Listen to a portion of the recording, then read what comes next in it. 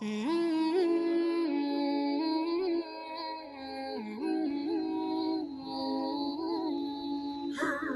کریم صلی اللہ علیہ وآلہ وسلم نے فرمایا،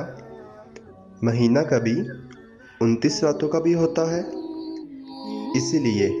29 پورے ہو جانے پر جب تک چاند نہ دیکھ لو روزہ نہ شروع کرو، اور اگر بادل ہو جائے تو 30 دن کا شمار پورا کر لو۔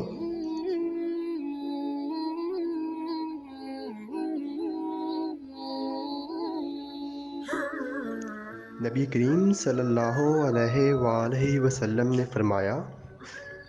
اگر کوئی صاحب طاقت ہو تو اسے نکاح کر لینا چاہیے، کیونکہ نظر کو نیچی رکھنے اور شرمگاہ کو بدفعلی سے محفوظ رکھنے کا یہ ذریعہ ہے، اور کسی میں نکاح کرنے کی طاقت نہ ہو تو اسے روزے رکھنے چاہیے، کیونکہ وہ اس کی شہوت کو ختم کر دیتا ہے۔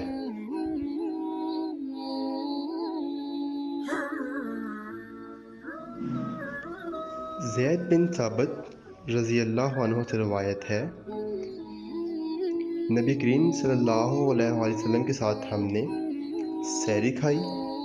پھر آپ صلی اللہ علیہ وآلہ وسلم صبح کی نماز کے لیے